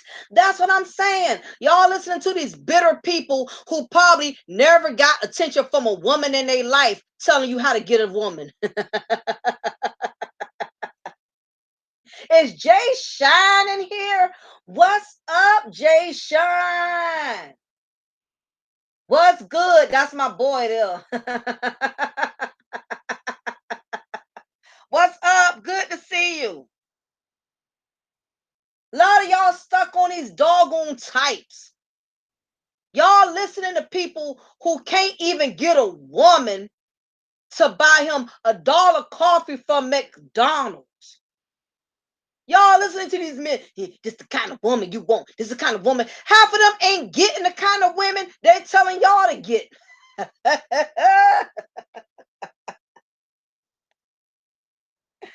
Y'all getting up here, getting all of these lies from people. They got 20 ways to tell you how to get a good woman. I'm telling you, let me just be frank with y'all. If you want to find out ways on how to get a woman, let me tell you how you find out. Find out from another woman on how you can get a woman. Women, we know other women. We know how women think. Don't sit up here and let these low self-esteem dudes tell you, yeah, yeah, yeah. See, it's the kind of man you need to get. This kind of woman you need to get. You need to get you a high octane woman. You need to get. Half of them ain't getting the women they telling y'all to get. I'm not understanding y'all with that. Y'all sitting up here listening to these dudes, and it's not just the dudes. Y'all sitting up here listening to these women. Yeah, this is 20 ways to get a man. She ain't been able to keep any. Why is y'all listening to women who never been married, who never been in a long relationship? Let me tell you, I'm a dating coach. I have been married for 20 years. I have been with the same man, held it down when he had, held it down when he didn't have. Take advice from people who have longevity. That's going to tell you the truth. Y'all taking advice from people who don't have a track record of keeping a man or keeping a woman. What is y'all problem? Why is y'all listening to these people and you wonder why you're still single? You want to learn about a man, ladies? Talk to other men. Stop going to these female panels, listening to these hyenas and these roosters crackling about what. See, you need to swirl. You need to get this kind of man. Now, half of them can't get no man. Half of them ain't never had a man. If they had a man, that man ain't stayed with them long enough. You want to learn about a man? To get it from another man, and not just any man. Get it from men who have real knowledge, who can break things down to a substance to where you can understand. Like Kujin is one of those guys. Jay Shine is one of those guys. Seven, wake the hell up. Information Man. Law Movement. Who else I could think of? Some sensible brothers who I'll listen to. Willie D. Listen to how that brother gives information. Is he bashing women or is he giving information about women? Go to the man that gives information in an intellectual manner where you can understand and analyze the information he's giving to you. You got to be careful who you get your information from. I'm tired of the opposite sex telling other people how they need to get a man or a woman. Half of these people y'all listening to, they will never get a woman. First of all, let me give y'all dating coach lesson 101. Okay, first of all, no real woman wants a loud, insecure man. It's a lot of insecure men that are very loud and got to be seen because they are really insecure. And the only way they can compensate for where they are lacking is by being loud, rude, and obnoxious. Let me tell you what turns a woman on. What turns a woman on is a man who is confident in silence.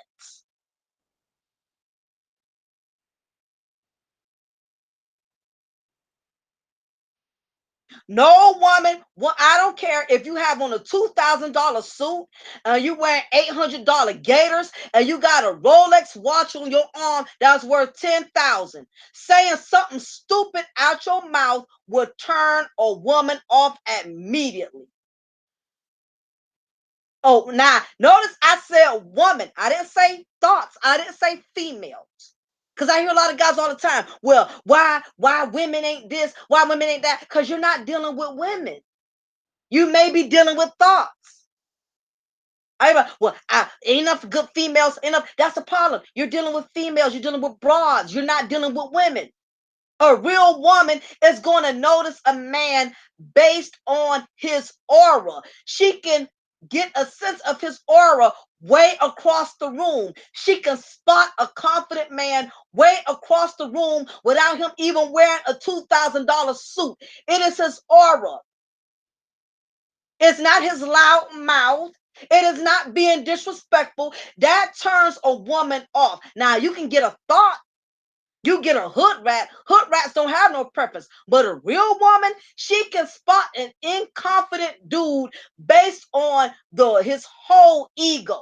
Because egos tell on a man's insecurities every time. A man that is confident is silent. He's not going around here bragging about what he got, bragging about how good he is in bed and how many women he can get and how many cars he got. A man that's confident, he knows he's on his shit. And so he don't have to go around acknowledging it. He ain't got to showboat his money. He ain't got to get loud and obnoxious and rude to get women to notice him. He can get a woman to notice him, not saying absolutely nothing.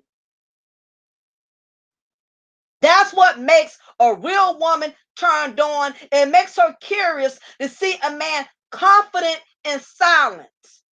It draws her curiosity and his masculine energy of being able to talk in a tone that is soothing to her. Because when some of you men talk, I feel like I'm in a screaming arena. Some of you men have a raspy voice that intimidates a woman versus turning a woman on. It is your tone. It is what you say. It is how you say it. It is knowing how to finesse a woman and making her feel good about herself. Exactly, real Goldie. They talk too much. And some of you guys been close to the finish line, and she's already made it up in her mind that she's going to lay with you. She done already figured it out the moment she spots you across the room without even telling you. She done already decided, okay, I'm going to give dude the business. She done already decided that. But as soon as y'all done had a nice dinner and everything goes cool, calm, and collective, when y'all get close to the house, you will say something stupid out your mouth that kills the whole plan when she done already decided she was going to hook you up. Some of y'all are so dumb because y'all listening to these dudes giving you the wrong information. A man can't give you no information unless he got receipts and he could produce that he's been with in solid relationships long enough, not even just to teach you how to get a woman, but to actually keep a woman. Getting is easy, but can you keep one? That's the problem. And that's the same thing with these women. It's women on here that's certifying themselves to be relationship experts. And she on her fifth baby daddy. She ain't never been in a relationship.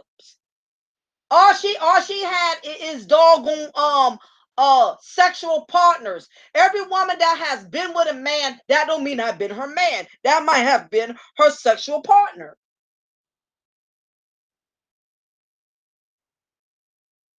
Y'all letting people give y'all advice that are not qualified. They don't know what they're talking about. They're just trying to make money. They're not trying to help you find love. They're not really trying to help you get a good man or get a good woman. They're putting false information into your minds that's going to constantly make you a target to meeting people that's only going to use you and take advantage of you because they're not giving you the correct information. All of this type, I want this type of man, I want this type of woman. First of all, to be frank with you, do y'all not realize that your type, you may not be their type? How many of y'all in here know that? Yes, just breathe. It's about energy. And I have preached that several times. Do you not realize that your type, you may not be their type? I'm asking that question again. Just because you want this kind of woman, do you think that type of woman is going to want you?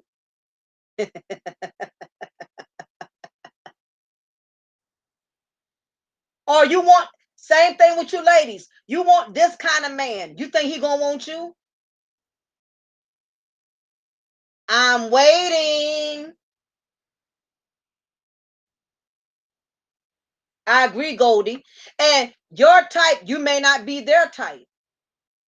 Sometimes the person you feel is least compatible is the person that will most likely work for you, believe it or not. You've ever seen a really attractive dude with an unattractive female, and you be like, dang, how he pick her up? Or you see a really beautiful woman with a guy that looks like a square. It's not about looks don't always make you compatible. It's about the energy and that same spiritual vibe, which makes people compatible. A lot of y'all Ben could have had you a wife or a husband a long time ago, but you're going on this stigma. You're hearing in YouTube about you need this type of man or you need this type of woman. That type may not work for you. It may sound good, but that don't mean it's going to work for you though. You may want the model chick, but you may want the woman that got the tight body, the long hair, the light skin, and this and that. But it's a lot that goes with that type of territory if you want a trophy wife.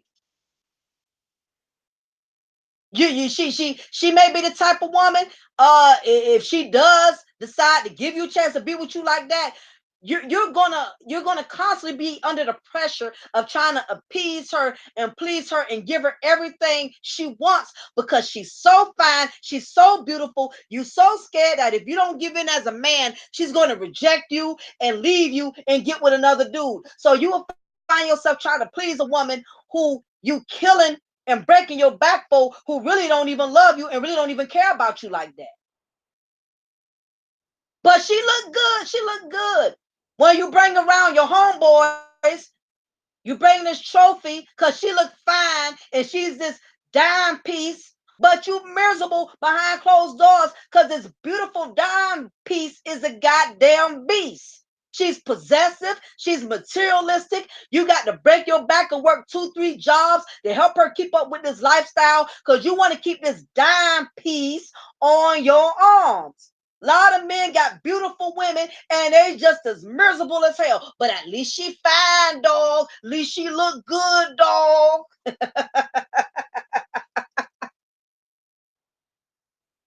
And meanwhile, everybody up here complimenting you on your taste, but you miserable with this broad because clowns don't behind closed doors.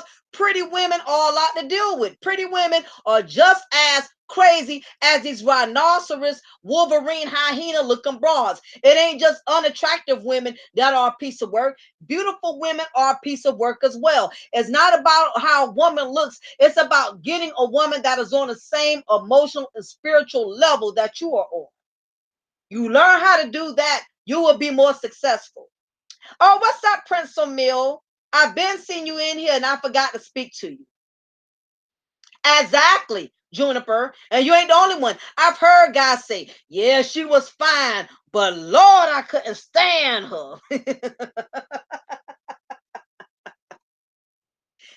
It'll make you want to trade her in for one of those, reject calls looking broads, because some people are just not peaceful to be with. Some people will bring you more chaos than they will bring you peace. And these days, it's important that you meet a man or a woman who's all about bringing peace into your life, not drama, not chaos, not headache and havocs. You need to be seeking somebody who is trying to be on the same level of peacefulness in their life as you are, because that is what's more important. What's the use of getting, and I'm not just gonna get on the guys, you ladies, that's the same thing. You got this handsome looking dude, he look fine, he look good, and he got that platinum penis stroke game in the bedroom. But when you have a real problem or a real situation, this dude don't have no real dialogue, no real intellect. He can't give you no real type of valuable information or advice because the dude is a freaking airhead. Y'all looking for people that's going to be compatible to your life, to how they look. You need to make sure they are compatible to your peace. I don't damn how good she look, how good he look. Are they going to bring headaches into your life? And that's why it's very important that when you meet somebody, you take the time out to really spend time with them to really get to learn that person. You can't go by a few dinners here and there. Y'all FaceTime each other here and there. All of that is wonderful. Y'all talk on the phone. You have to really spend time with people to really get to see if they will be compatible to your peace. Are they going to bring havoc to your peace? Or they're going to bring more, be more of an asset to your peace of mind? Because that is what's more important. You don't want to pick up somebody who's unstable, who's emotionally unstable, who's mentally unstable. And when you start building these types, that's what happens. Types are very delusional. Types have ruined a lot of black men and a lot of black women. I've heard women, he got to be 6'9". He got to be a graduate from Harvard University. He has to work for a law firm. He can't have no children. His credit score got to be 700, 800 a score. Y'all have all of these high expectations as to what type of man, what's up, Ace, or what type of woman, and y'all don't even realize that kind of man or woman ain't gonna want to be with you anyway. Think about it. How many people buy press of one? I want everybody here to let me know. Did, did you pick a type and that type worked out for you? If it worked out for you, press 2. If it didn't work out for you, press 1. If your type worked out for you, press 1. If your type ain't never worked out for you, press 2. And I'm just give everybody a few minutes to respond to that. Because then I'm going to make my point. So I'm gonna ask the question again for those who didn't catch it. Uh if your type worked, if your type hell, I forgot how the hell I worded it. So if your type worked for you, press 1. If it didn't work for you, press 2. So all of y'all are saying, so those of you who press 1, you say your type worked for you. The exact woman you had in mind, the exact man you had in mind, that is who you ended up being with. That's what you're saying?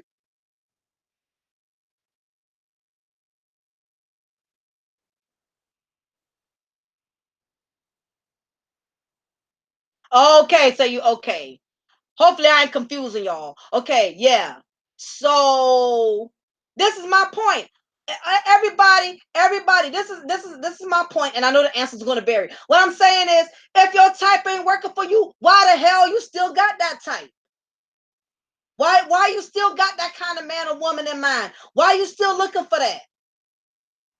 Hello? Why you still looking for it? If it ain't work for you, why you still looking for her? Why you still looking for him? Why? Why? Nolan says those types are things are unrealistic. So I'm going with 333. Ding, ding, ding, ding, ding, ding, ding, ding, ding, ding. Nolan, you get a prize behind curtain number 3. That's my point. That is my point. What y'all are looking for does not exist. You want a woman that's going to be drop dead gorgeous, work out in the gym, have all your babies, don't have no drama, has A+ credit. This particular type of woman, she don't exist. The woman you looking for.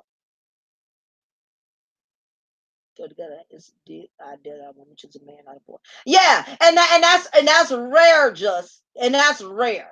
It can happen, but I just want people to stop being unrealistic. And even then, just I'm sure y'all have had challenges. Even though you were the first, I'm sure you had your challenges with her without you having to get personal. Y'all had y'all challenges. Because there's no way in the world. You're not about to be in a relationship for a long time and not have challenges. I'm tired of people that say, yeah, you don't need to get married. You don't need to, later for all these hoes, later for all these Negroes, get what you can get. You don't need to get married. Let me tell y'all something. A lot of y'all have wasted a lot of time with your life, putting too much energy into too many different people when you could have put all of that energy into one person. Like, seriously. By the time you got through Keisha, Kim, Cassandra, Sarah, Tamika, Tanisha, Tasha, Liana, Aaliyah, by the time you put all of this energy into 9 different women, you could have put it into one.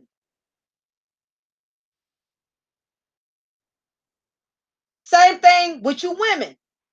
I've heard women say, I'm not trying to land into, I ain't trying to lock into no man right now. I don't want to be married right now. I don't want to do this. I don't want to do that. Yeah, you done put all your time, your energy, and you done had all of these kids from all of these 9, 10 different dudes. Don't you know you could have put all of that energy into one man? You could have had all your kids with one man and built a family and built a legacy and built a foundation with a husband. But you chose to lay around with all of these different dudes and get children from all of these different random guys and have all of these baby daddies. You waste a lot of us are just wasting time. You giving too much of yourself to too many different people who's not even worth all their energy. And you look back and you be like, you know what? I shouldn't even mess with that dude. I shouldn't even mess with that broad. You're giving the problem with the black community. All of us are giving too much of ourselves to too many people. We are spreading ourselves too thin. And it does not just have to be sexually. You could be giving too much of yourself to people emotionally. You could be giving too much of yourself to people mentally, giving people all of your emotions, all of your feelings. That's to me, putting too much of your feelings into people is just as worse, just as bad as sleeping with too many people, because you're losing yourself. And you wonder why you're so bitter and you're so hateful towards the opposite sex, because a lot of y'all have given too much of yourselves to too many different people that was not worth you giving your energy into. The tub is her washing machine. She said she washed her. What? Prince, I met this fine chick, went in her bathroom. She had a load of clothes in the tub. I said, hell no. The tub is her washing machine. Prince O'Mill with those damn jokes again. Oh my goodness. Wow, you are a mess. I judge a woman by her morality to see if there would be a match. Yes, like I said, and I said all that to say this: do not listen to what people telling you on YouTube. Do not listen to what you're hearing in the barber shop, what you hear in the salon shop. Learn to pick your own mate based on your own wisdom and your own knowledge and understanding. Don't try to define what's a good man or a good woman by listening to other people. People are going to lead you down the wrong way, because you have a lot of bitter men and bitter women that's giving advice based off of stuff that went wrong for them in their life, and they just trying to poison you and give you these type of philosophies based on their own misery. You get what I'm saying? But anyway, y'all, I know I've been digressing and I've been on this long enough. I talked about different things because it needed to be discussed. Exactly, Ace. Dating coaches will screw you up, and that's the problem. A lot of people are qualifying themselves to be something that they have no real receipts. If you ain't been in a relationship long enough, you don't need to tell me about dating. I'd rather get advice from somebody who has been in a relationship for a long time, who has been married, because evidently they dating worked. They got somebody to show for. They have a healthy marriage. I would rather listen to somebody who actually has a lifestyle to display, that they know how to pick a good man or a good woman. But as I was stating, y'all, we have a lot of dysfunctional fathers in the community. I know we digressed and we talked about a couple of things, but this is something that I wish more people would address within the black community. We have a lot of dysfunctional fathers. We have a lot of men that are not really fathers. They're not being leaders. They're not providing for their families. They're not showing their sons the epitome of being a real man or being a real husband. They're not showing their daughters what to look for in a man, or what to look for in a good husband.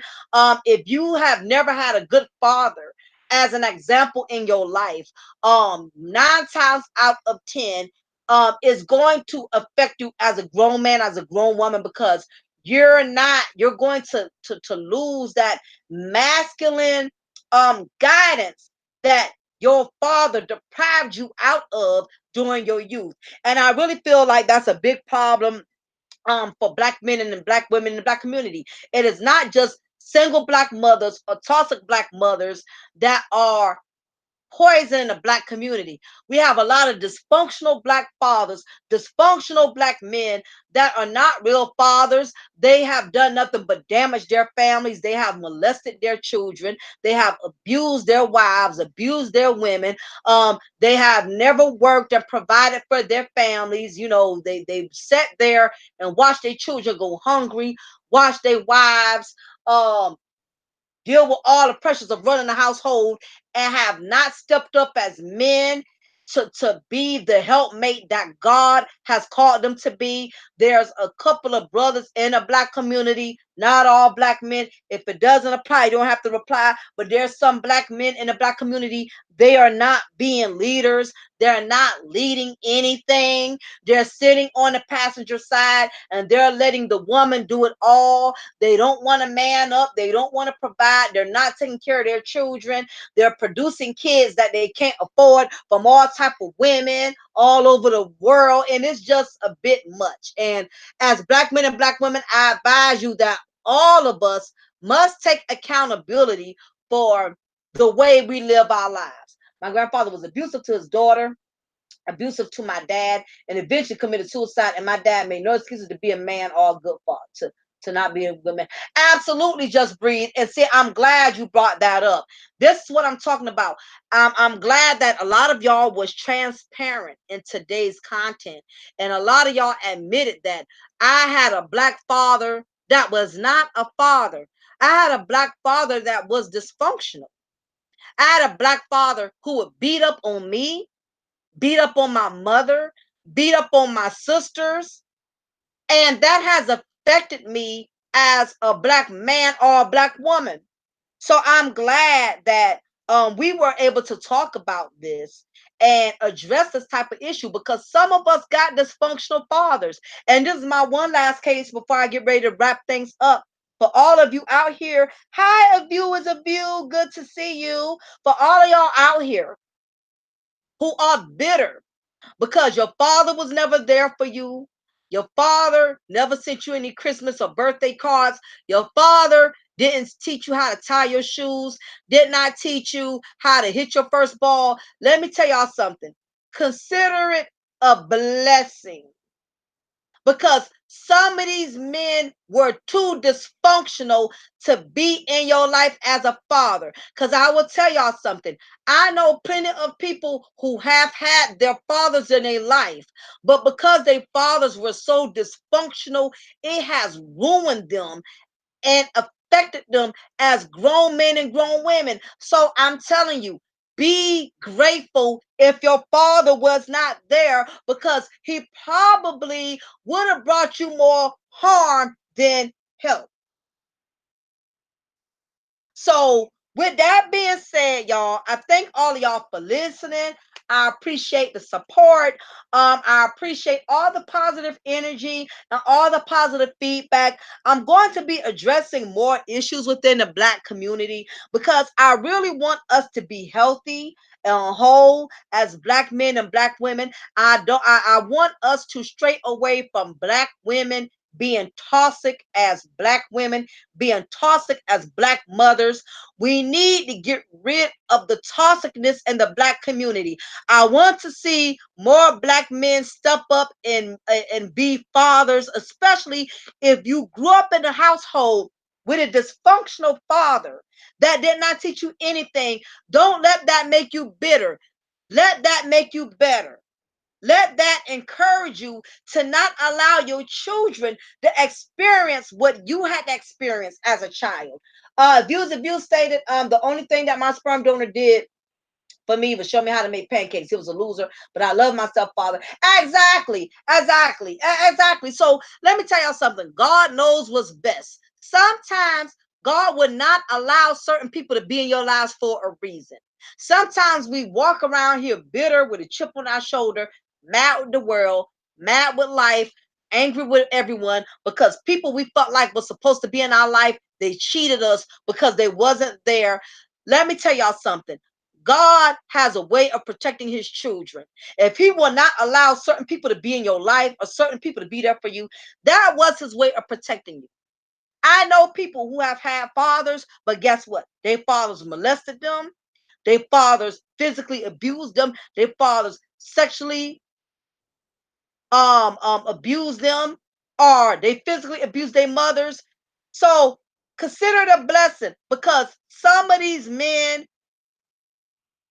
are not qualified to be fathers because they were way too dysfunctional and they would have only ruined your life instead of making a difference in your life. Okay, so again, don't be down on yourself. Don't walk around with a chip on your shoulder because your mama wasn't there for you, because your mama was on drugs or your dad was on drugs. Consider it a blessing.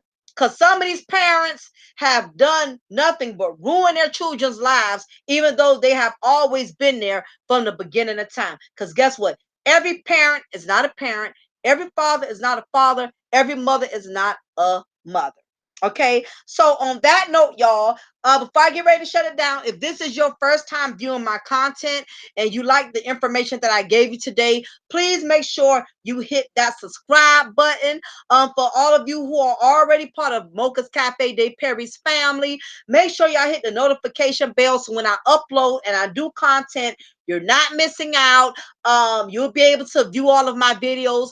Those of you who want to continue to support my brand, you want to see my channel grow, you want to see my channel flourish, you are welcome to send donations to my Cash App at dollar sign DymondGyrl. I want to start um building my brand a little bit more. I'm working on my book as well. I'm doing two books right now.